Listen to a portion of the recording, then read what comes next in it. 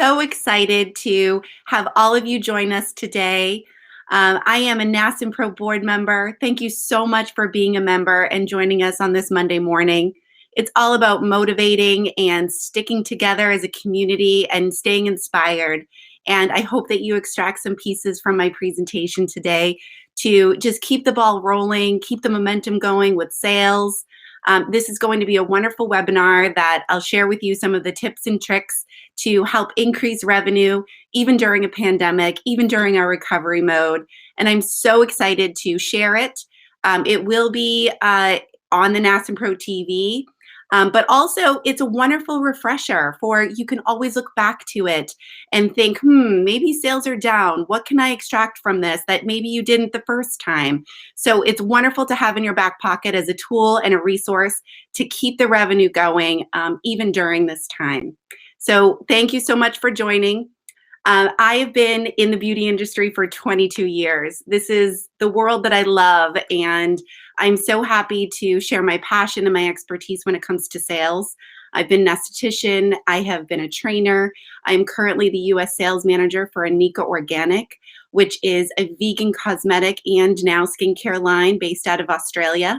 We've entered into the U.S. market the past 3 years.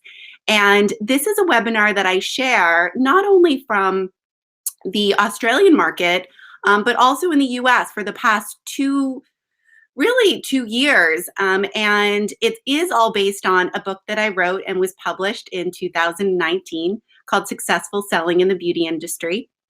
I found that there was little gaps in selling, and I would hear from managers, owners, how can I increase my revenue? How can I get people to sell more? How can I get the staff motivated?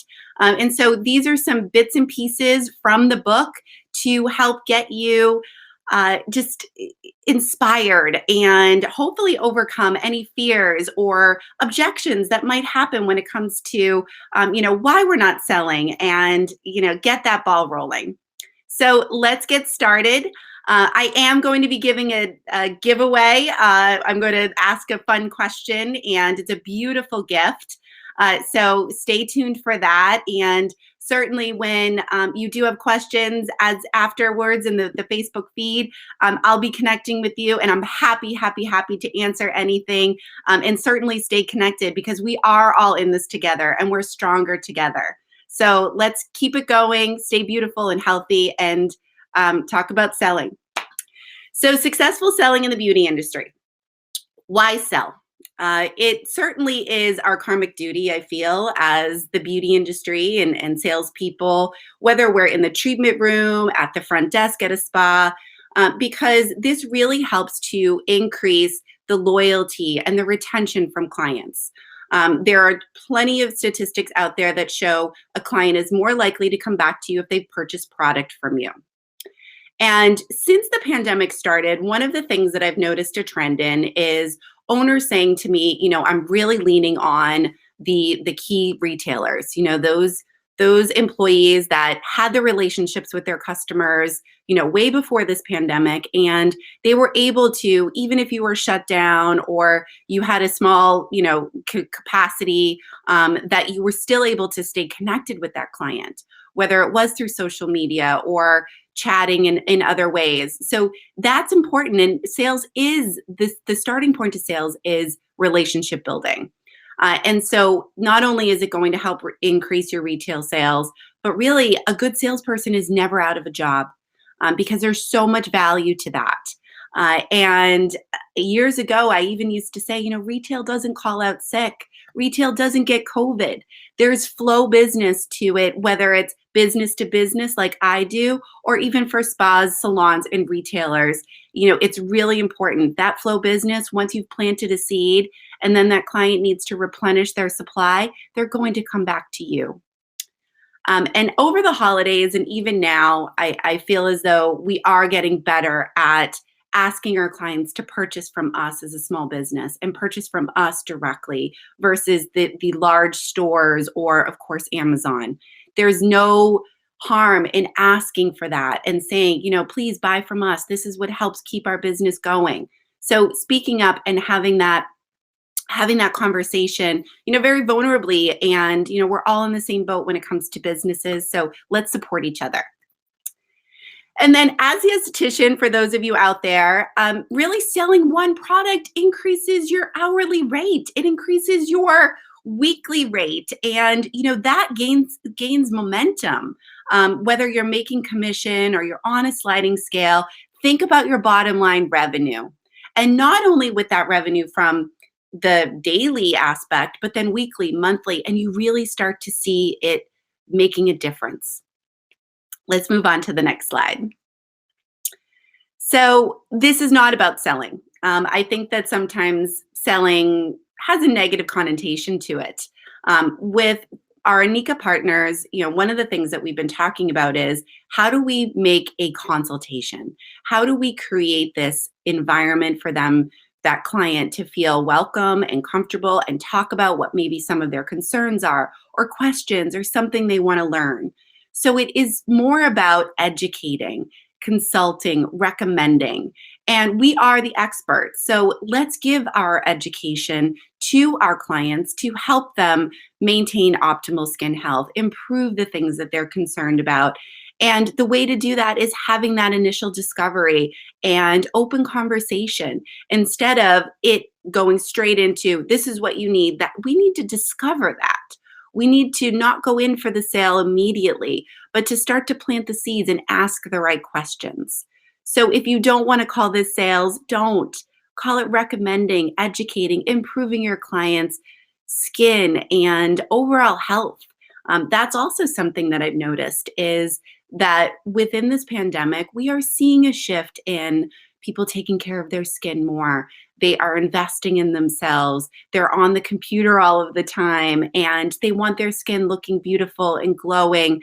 And you can achieve that with great skincare routine, whether it's at home or maybe some parts of it in service. And then, of course, using, healthy, clean makeup. Move on to the next slide. And, one of the other pieces as we go through this presentation, I want to share is all of this feedback is what I've learned from all of you, estheticians, owners, managers. And really recommending product is 50% of the client's success when they do it at home. So keeping that in mind. And also, we know that they're buying somewhere. We are consumers ourselves. So we know that we are purchasing. We are there to buy, to learn, and to, gain more knowledge about what the trend is and how best you can put your skin forward. And, now is a great time to do that because people are reevaluating, their lifestyle, health, beauty, wellness. And I'm certainly seeing a shift in this conscious beauty movement where we are looking at ingredients. We are looking at the efficacy of a product, stability, and, really how clean it is. So now is a wonderful time to reevaluate that and really shift a movement of, conscious skincare, conscious beauty, and recommending it at home. And again, they are buying it somewhere. So why not have them buy it from you? On to the next slide. As we go through this, I hope that maybe some of these excuses that, I've bullet pointed here, it's something you might have felt at some point, and we can dissect these and overcome them and know that they're not scary to overcome. And once you do, the benefit and the results are amazing because you're connecting with clients, you're building loyalty, you're building your book and retention. One, I've heard it's not my job. And, when I used to teach aesthetics, I certainly felt as though it was important for us to say it is part of our job. And you're not going to be out of a job if you are constantly selling to your clients because you're building your book and you're proving to your employer that you can sell and that there's value, not just within the service, but within your retail ratio. Selling is too hard.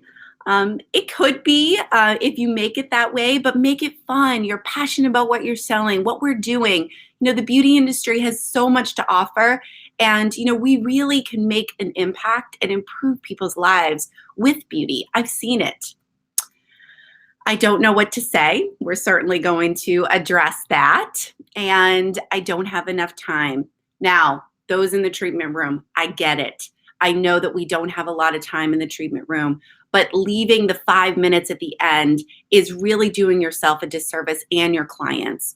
Planting the seed as you go along, asking the right questions, having relevant conversation is really, really important.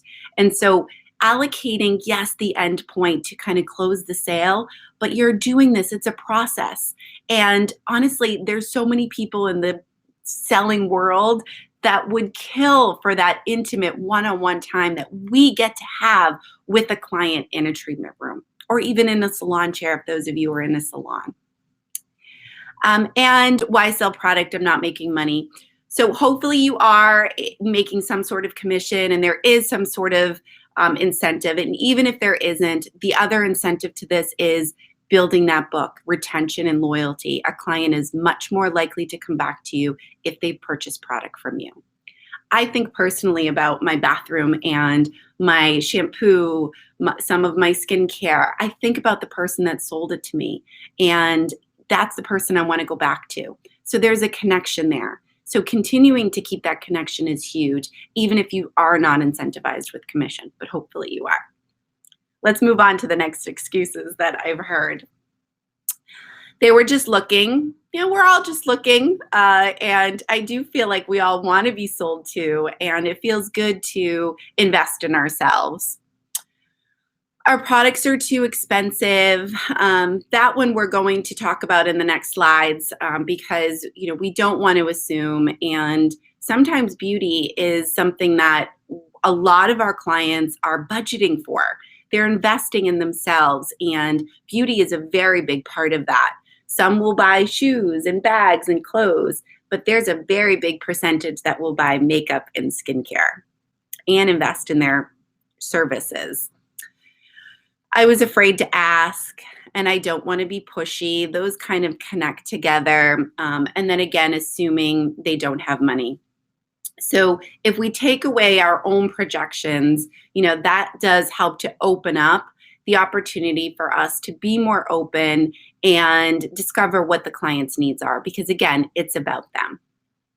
So let's get started on breaking these down.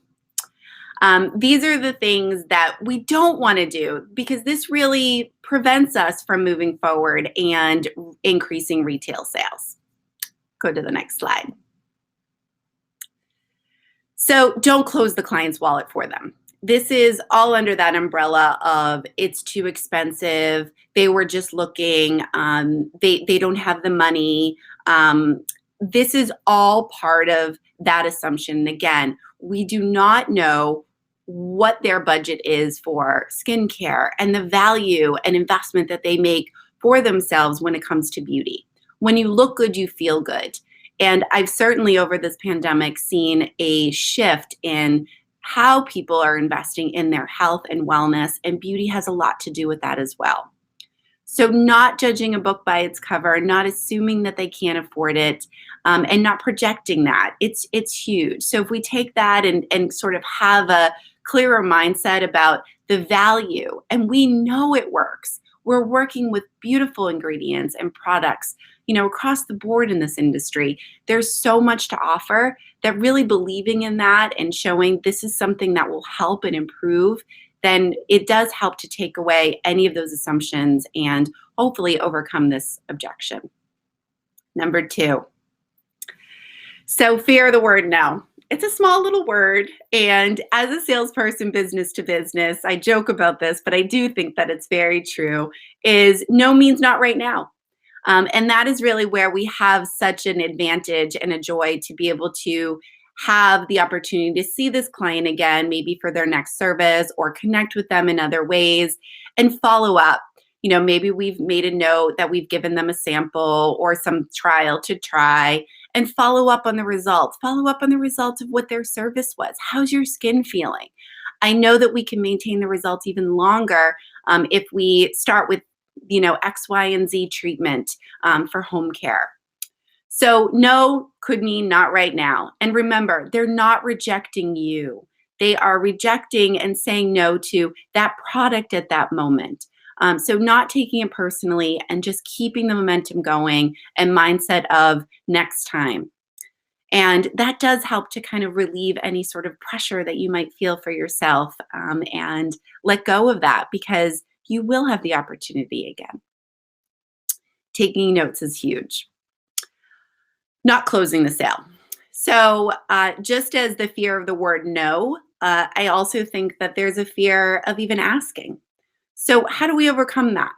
I hear from so many owners, and even clients, oh, well, they didn't tell me about that, or I wasn't asked, to take a look at that product. So that's a huge piece is if we're not asking for the sale, we can't close the sale. And a huge part of kind of closing and knowing is listening, not just with our ears, but with our eyes. We will know when that client is ready to buy and close.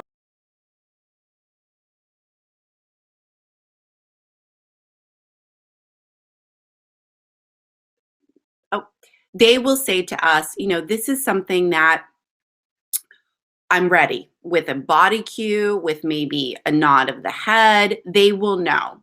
And that's really when you pick that up, you pick up that cue, and then you ask for the sale. And there's a few different types of closes. And one of the things that I like to do is talk about assumptive close. So assuming they're going to buy something, we just don't know what yet. And a great way to kind of just display our product and say, which ones would you like to take home today? Put them in this bag. Again, you're assuming the sale. And maybe at the front desk, you have someone that might be a closer or someone that can help to just put it all together and package it, and you've written it down with home care. There's just so many different ways for us to close the sale and ask for help. Ask for help within the staff if you feel as though, you don't want to do that at that last piece. Create a strategy that works for you. And remember, listening in the treatment room, knowing this is something that you said that you were concerned about. This is the product that's going to help that. Your skin's going to love it. And this is going to help improve XYZ, fine lines and wrinkles, glow, hydration, oil production, whatever that concern was, address it. On to the next one. So, not listening to the customer. Again, 2 ears, 1 mouth, listening, hearing what they have to say, and then down the road, being able to have the opportunity to say to them, these are the things that you were concerned about. Let's fix this. Let's gain some momentum and see some results. It's all about the performance. Next slide. And lack of authority, that's a big one. We are the expert, so keep that in mind. Be strong with that. We know our stuff. So when we say to a client, this is going to help, we know that that is true and that we could tell a story about it and the results that we've seen. It's all about performance and results and what it's going to do for that client. So having that authority and truly having that belief and just that confidence in what we're addressing, whatever concerns they might have. On to the next one. Lack of communication. So if we have this opportunity in a treatment room and there has not been much talk, that is also doing us a disservice. One of the biggest things about lack of communication or even wrong talk is we have the chance to educate them, talk about skin, talk about makeup, talk about beauty. So relevant talk is important because they are only going to remember a small percentage of what we've said to them. So make it count, make it impactful, teach them the right things about skin and beauty so that you've planted the seed for them to want more the next time. Next slide. I don't sell. Hopefully we've already overcome this with a lot of the things that I've said. And I feel like we all do. And even if we're not selling product, we're upselling service, we're selling ourselves and what we do for a living and love. This is our passion. Next slide. These two kind of go hand in hand. Overusing the word I, of course, it's great to tell a story, but let the client talk about what their concerns are, what their needs are. And the may I help you is a big one that happens in retail, more store settings. And a lot of times the client will say, no, thank you, I was just looking. So that really closes it. And it's hard to overcome that afterwards. So, an open question to create a conversation, to get that engagement going and that momentum going is huge. And one of the things that we could do is say, have you seen the new spring collection? What is it that you've always wanted to try with makeup and just never had? Can I teach you something today? So something like that is at least engaging a conversation instead of a yes or no answer. Next slide. Now, should be doing and increasing the retail sales. And one of the things that I teach with Anika, we'll move on to the next slide, is system selling. And this is our Light Reflect cream, which I love, and it's such a dual purpose product. And if we move on to the next slide, one of the things that we talk about is system selling. So bundling things together. And as we are bundling, we are thinking strategically, how do these products work in synergy together?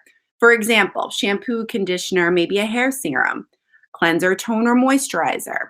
Within makeup, it might be lipstick, lip liner, maybe a gloss or a little highlight. So thinking about packaging a product in threes, because when we do that, at the end, when we're asking for the sale, we're only asking for one buy instead of individual 3 products.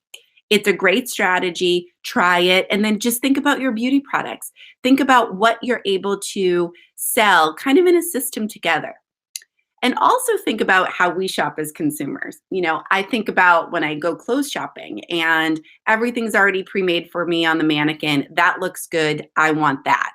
So it really takes the guessing out of it and really any sort of confusion. So it's already prepackaged, it's already pre-made, and it's a lot easier to commit to it in that way. Next slide. Selling what it does and not what it is. So we want to talk about the performance. It's great to talk about our ingredients and show off all of our knowledge, but really the client wants to know what it's going to do for them. So thinking about the performance and also using positive reinforcement. So I'm happy to. I'd love to share this with you. I know your skin is going to love this. Next slide. Review and repeat. I learned this more so with teaching and training than anything, but it certainly works when we're in the sales component because we want to repeat and review. And it's also, there's been a lot of strategy behind, repeating and reviewing while you're doing the action. There's a slide that comes up, but I may as well talk about it now. When you're showing a product, putting it on the back of the hand, or when you've done a brow and now you've waxed a brow and now you want to fill it in with a brow pencil or a brow gel, do one and then hand it to the client, engage with them, have them actually do it for you and show them this is reasonable to do at home. It's realistic. And so engaging with them, having them review and repeat it while they're doing the action all ties it together. And it certainly is something that we're able to kind of pull together and have the client feel more secure and confident about what they're doing at home. If you've shown them how to do it, talk through it, and that action, it just kind of clicks. Next slide. Putting the products out in the open and selling the senses. These two really go hand in hand, and it's all about merchandising. It's entertaining.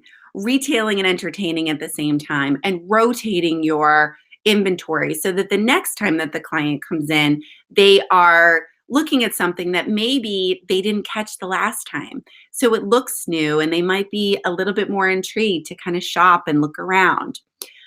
And selling the senses. So when a product smells good, it feels good, really all of those touch points. And also think about the real estate that you have in your spa, salon, retail setting.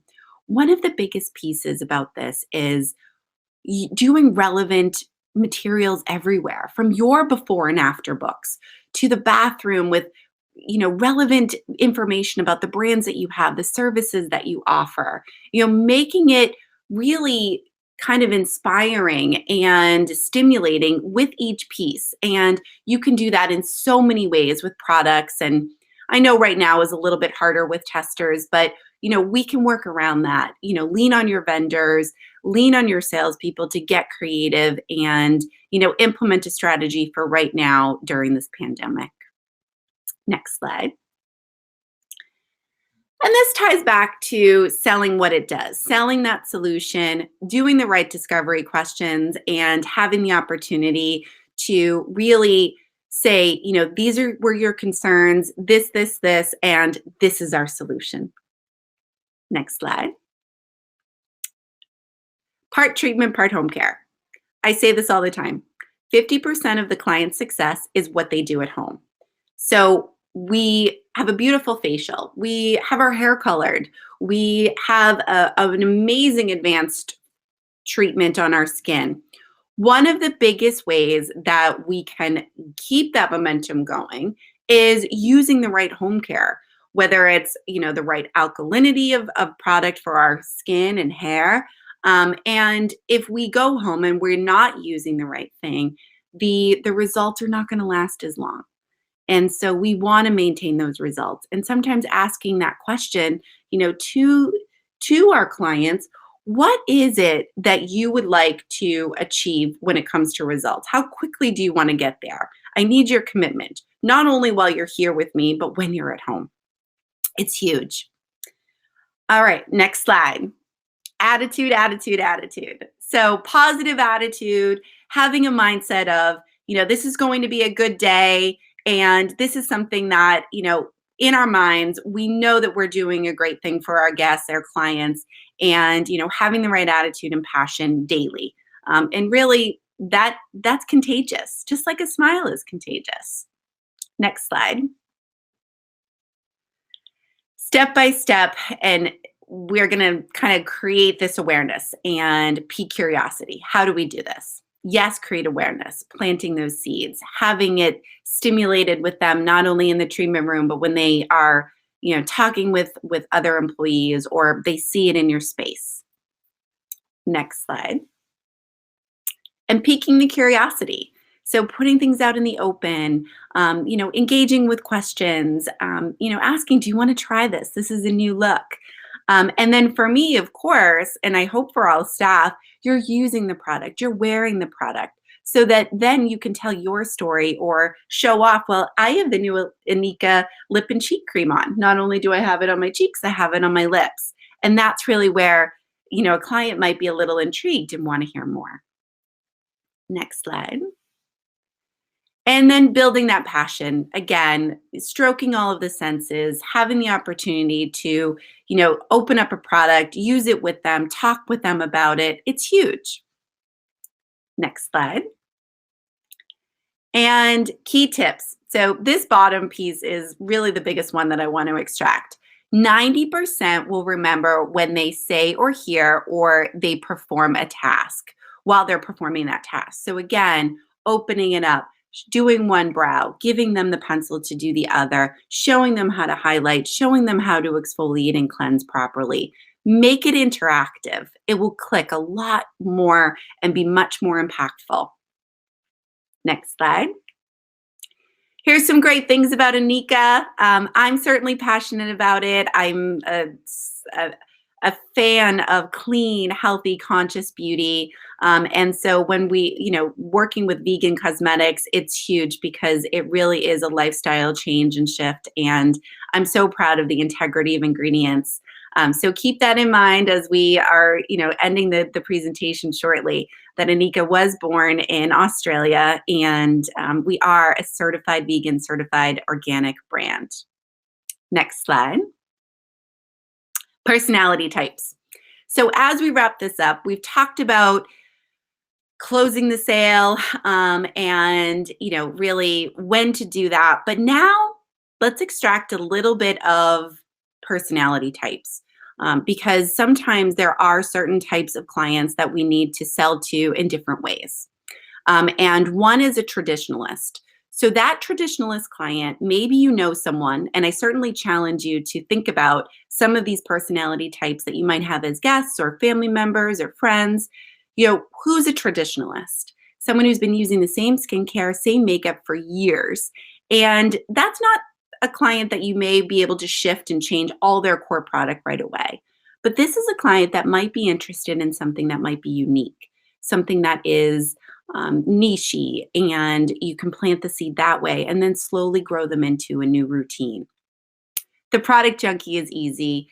Selling to them ethically is important, and it's a huge part to, what's new, what's hot. They want to hear it, and they typically will buy. And then the last slide talks about a minimalist.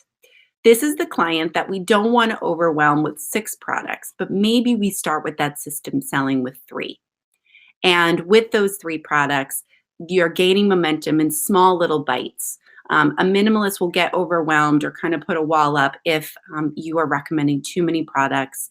And this client might not have a whole lot of time to get ready in the morning or get themselves beautified. So how do we plant the seed and make that impactful in products? So we really want to be strategic about the products that we choose, and hopefully with makeup or even skincare, it's something that might have dual purpose to it and added value.